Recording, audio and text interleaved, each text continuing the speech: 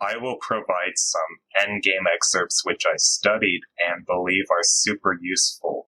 I would accredit these endgames to improving my strength by maybe 100 or 150 rating points worth. These endgames are useful to learn and master because they will help you make better decisions in the middle game, and they will help you understand if you're white, maybe how much material is enough to force a breakthrough, or if you're black, how much material is enough to hold things together. Alright, so I am going to run through each diagram, and I'm just going to ask for an evaluation for each endgame before I run through them. Diagram number 1. This is what I would consider the building block that helps us understand the rest of these endgames. What do you think? Does white win, or does black win, or is it a draw? Diagram number 2. All of these are white to move. Is this a win for white, win for black, or a draw? Diagram number 3. Is this a win for white, win for black, or a draw? Diagram number 4. Is this a win for white, win for black, or a draw? You might notice it looks very similar to this diagram, but these subtle differences make all the difference. Okay, diagram number 5. Is this a win for white, win for black, or a draw? You'll notice that black has a pawn on a7. It's almost the same as this diagram, except that there's a black pawn. Alright, so these are basically the same except that black has a pawn. Diagram number 6. Is this a win for white, win for black, or draw? Diagram number 7. Is this a win for white, win for black, or a draw? Diagram number 8. Is this a win for white, win for black, or draw? Diagram number 9. Is this a win for white, win for black, or a draw? Diagram number 10. This one was pretty fun to make. Is this a win for white, win for black, or a draw? And finally, diagram number 11. Is this a win for white, win for black, or a draw? Alright, I am going to cover all of these excerpts, diagrams. Here's the first one. The answer is this is a draw. The reason why is because there are two weaknesses, which are the e8 and f8 queening square. However, black can use his king to cover them at all times. He can also cover them from this square or this square. However, it's going to lead to a stalemate because white can't do anything except push his pawns forward, and so it's going to be a draw by stalemate. For example, f6, king f8, f5, king e8, f4, f3. Now, something like e7, the king goes here. It's the only, king d7, but king f7 is the principled move, e6, and now it's important for black to drop back. Black should not take this pawn on f6 because the king now no longer covers either of the queening squares, and it's important to cover the queening squares because those are the weaknesses of this position. So now white can promote to a queen, and white is winning very easily, right? So black king has to drop back, after which it will draw, because after e5, black's king has no moves, but he's also not in check, so it's a draw. Diagram number 2. black wins this position because white does not have enough firepower to make a stalemating configuration. Actually, he kind of does, because after f6 and king f8 and e7, black could play king e8, leading to a draw after e6 stalemate. However, black has a better move here, forcing a win, which is king to f7. And the point is that we make some sort of extra time for us to later use the e8 square. So after e6 check and king e8, it's actually white's turn to move, so it's not a stalemate. He has to push f7, so actually white is in Zugzwang, and we take the free material, and it's game over. So this is a win for black. Diagram number 3. This is also a win for black, because black can time it such that he will force white to give up all the pawns, because white's pawns are close together, so they cannot really make any waiting moves. They just have to push forward. So e7, for example, we play king f7. Remember to control the queening squares. Okay, technically king d7 is not losing, but there's never a reason not to keep an eye on the two queening squares. It's super important for later examples.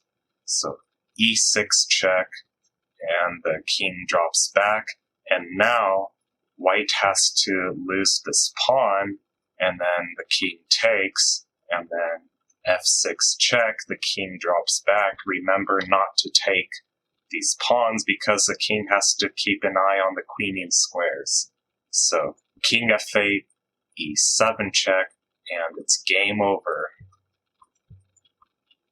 And if we go all the way back, if white pushes f7 instead of e7, it's actually trickier now, because after king f8, it would be a draw because of f6 stalemate. The reason I say it would be trickier is because black has two choices of where to go, and one is a draw, the other is a black win.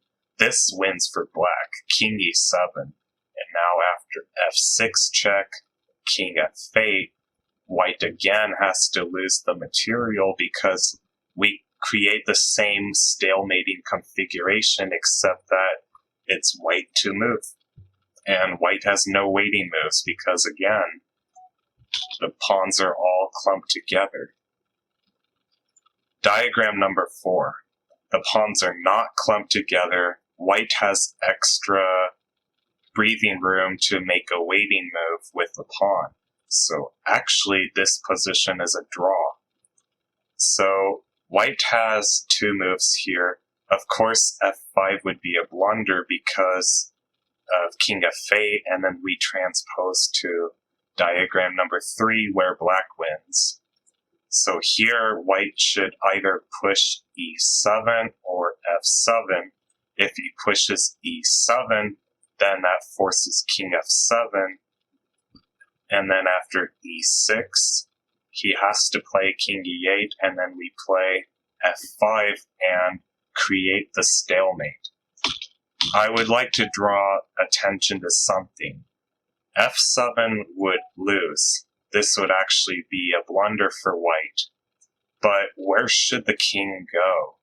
f8 or e7?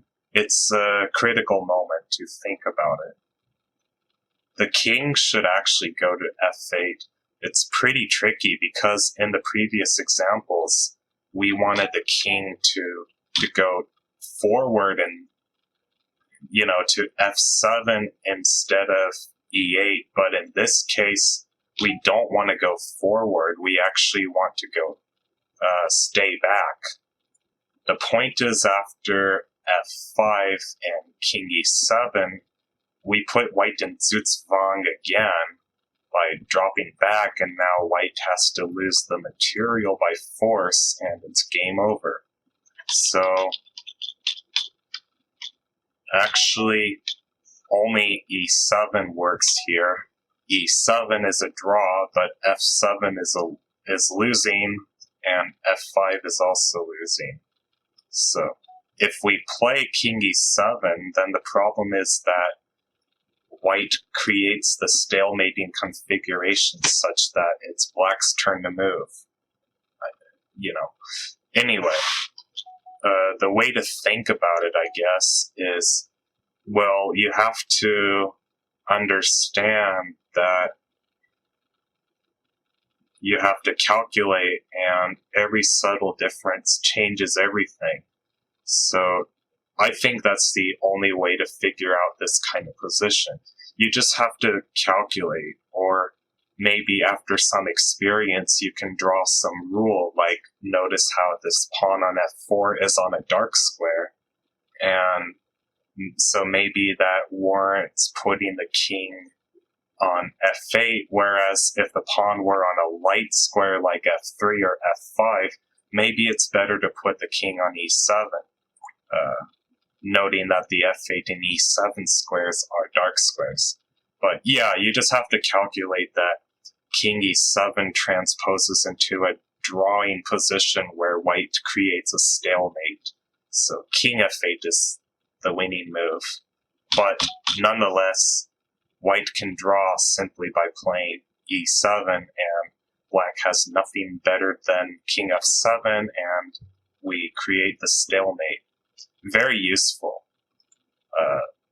Yeah, it's super useful, because playing mistakes in the endgame basically means that it's over, right? Because there's no further point past that. So, diagram number 5. This is a win for black. This was a draw for black and white, but this is a win for black because white cannot force the king into stalemate. And the reason for that is that the black pawn is available to use to make waiting moves. So now we can just push the pawn and promote to whatever piece we want. It doesn't matter. I don't know why it's not letting me... Oh, because I'm in check, sorry. After f6, king drops back. f5, we can just promote to a queen, make waiting moves, drop back, always control the queening squares with the king, make random waiting moves. You don't even have to take the pawns. I would actually recommend that you don't, because when you have extra pieces, it's better used somewhere else, like maybe to control other pawns. So just make waiting moves on the appropriate squares and you will win.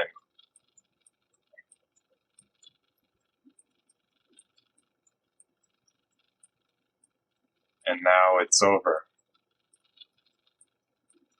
So yeah, this is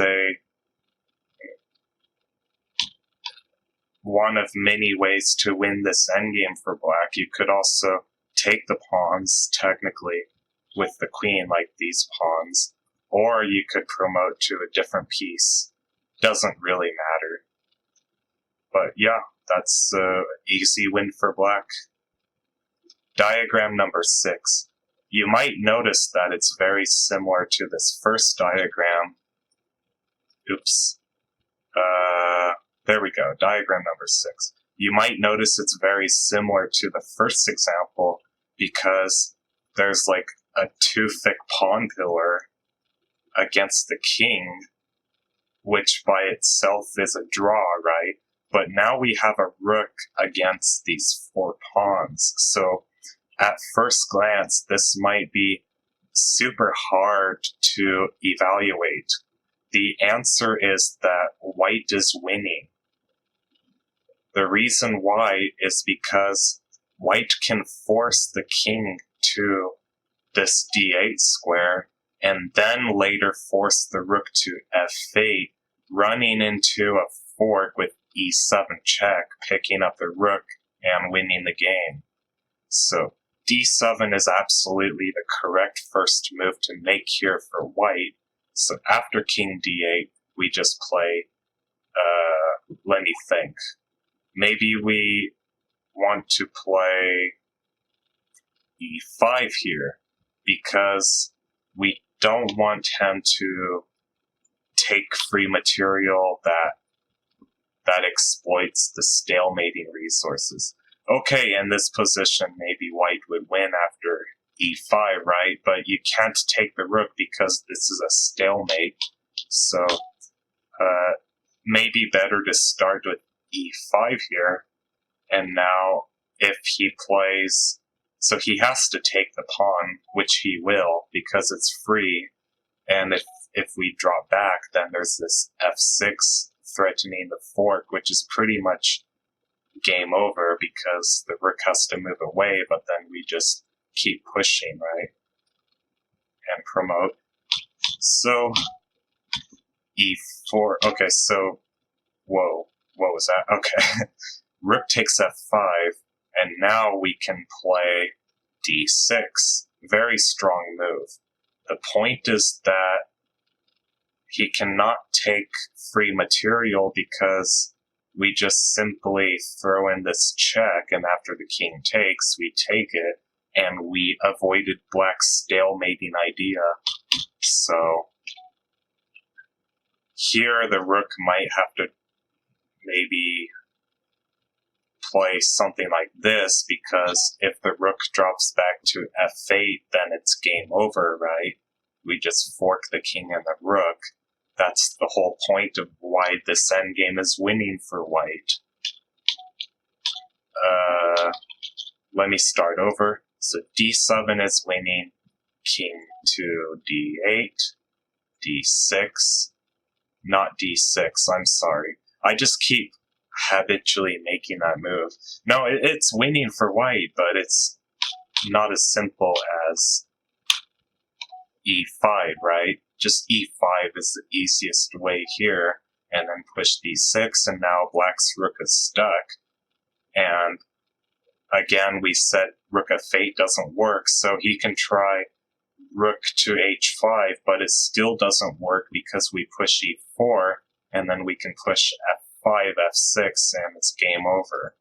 So, just to start over one more time, d7 is right, king d8, e5, rook takes f5, d6, and it's game over. Right? Black is in Zugzwang. He can't move the rook, he can't move the king. So this diagram is similar, but we have a bishop monitoring these pawns. This is a win for black because, again, we have infinite waiting moves that we can use with this piece. For example, after d7, absolutely do not take the pawn with the bishop. That would lose straight away. It's better just to play king d8, and after e5, rook takes f5, and d6, we can now make waiting moves with this bishop. So here we just play bishop a6, keep an eye on this diagonal, and white has to move. Just bishop b5, and bishop back, and bishop b5, and now white is in Zugzwang. After e4, we just take, and white cannot avoid material loss. Like, infinite material loss. He will have to give up all his pawns, and it's going to be game over. Just remember to take this f2 pawn as soon as you can with the rook. Otherwise, he might stalemate and draw the game by having this rook and pawn configuration. So take that pawn, and then just wait, and black will win very easily. Like so.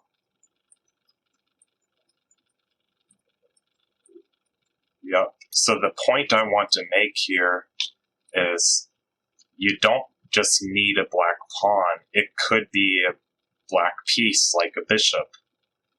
Any piece which helps make waiting moves with makes black's winning chances increase significantly. So this is a win for black.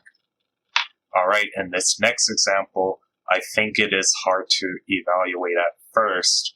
I initially thought it could be a draw, but actually white is winning very easily. The point is that white will put both pieces, well, the queen in Zugzwang and the king in a stalemating configuration. So after b5, queen b8, and then just waiting at h5, h4, h3 or something, white can just play a7 or b7, it doesn't matter, a6, and now the queen is in Zugzwang. If the queen moves anywhere, then white pushes b7 and promotes. So queen has to monitor these squares, and a8 is the only square where she can do that. So now the king has to start moving, but we can simply create a stalemating configuration, and now the king cannot move, so the queen has to move. Black might try to be clever and start gobbling these pawns, understanding that recapturing the queen would lead to stalemate. However, white can throw in this g7 check, and after the king takes, just take back, and the black king has to move, so white is winning very easily. He can just throw in a g8 promotion, promote with check, and take it from there. Alright, so here's the next diagram number 9. It's almost the same as this position, except black has a piece to make waiting moves with. And I would like to emphasize that if the waiting piece can monitor these pawns at all times, then while making infinite waiting moves, then that's good enough for black. So this position is a win for black. So same thing will happen. The queen will be put in Zugzwang, right? And the king will be put in a stalemating configuration. Like so.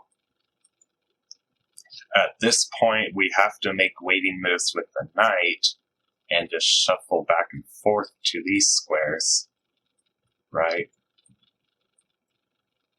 And now, white is going to lose because white has to give up pawn after pawn after pawn. So e6, take, d4, just take, move the knight again, could check, take, and continue the process. It's probably a nice idea to find a way such that you can wait between two squares without allowing white to stalemate. So be careful where you move the knight, kind of. You can move the knight to c1, allowing d4, and then you have to play knight d3, knight e5, knight d7. Or you can take this pawn or something. Let's just take it and then put the knight on e4, control the d6 square, and it should be simple win for black. So knight has to go somewhere. Notice that we can just shuffle between knight e4 and knight d2 until white pushes the pawn, after which we have to keep an eye on the d6 square and then take this material, right? Go here. And things get tricky, so this would actually be a draw, which means black had to understand that in this position, knight d6 would be a draw, so actually black needs to move the knight somewhere again, like knight c5, and then maybe things will clear up eventually. So this is tricky, so let's say knight d7, right? This is a pretty tricky endgame. We have to take here with the knight, and now take here, and we win. So the important rule for this endgame actually is to play the knight such that he can substitute the job of the queen by taking on b8 when the queen is on a7, being ready to grab d7 pawn. So yeah, this endgame is very tricky, but you just have to make sure your pieces have as many jobs as possible. You could just maybe try to take the pawn here as well, maybe.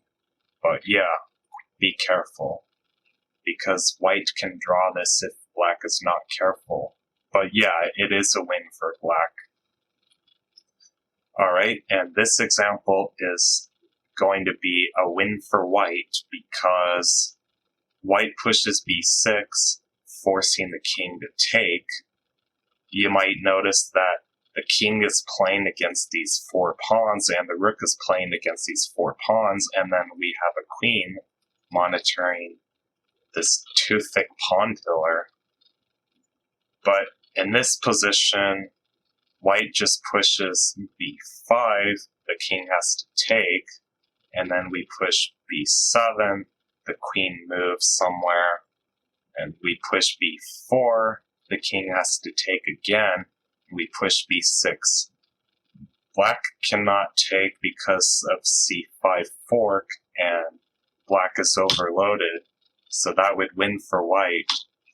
But after queen b8, it's important that white plays not c5 because now white is starting to look clumsy, but rather pawn to b5, forcing a win because black's pieces on d6 and b8 are stuck. They cannot move because if the queen moves, then c7 happens. If the rook moves, then there's this fork, and if the rook moves sideways, then there's c5 with the idea, okay, maybe we should first play b3 check, forcing the king to take this pawn, after which we can play c5 and d6, and it's game over. For example, okay, in this position, just d6, he can take it, sure, but it just gets met with c7, so it's game over. So that means in this position, black only has the one move left, which is king a5, but now we can play b3, trapping the king, forcing him to take, I guess, and then we have this fork, and after king takes b5, the most precise move here is actually going to be c4. The point is to push the king back, and now we take this rook, the queen has to take, and now we can play c5. And the queen has to monitor the queening squares, and then we just simply push, and it's game over. Something like this, right? Now, white can play c7, and all of these queening squares are at risk, and the black queen cannot monitor all 3 of them. So, white wins. Final example. This is a win for black in the same way that this position was a win for black, or that this position was a win for black. So, yeah, this is a win for black here. It's pretty much the same, so after b6, b7, queen somewhere, queen b8 is fine. b5, take, b4, take, b6. Now we can start pushing the pawn, and white is stuck, right? So, nothing to do.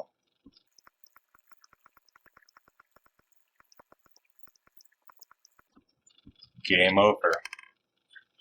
I hope this was helpful.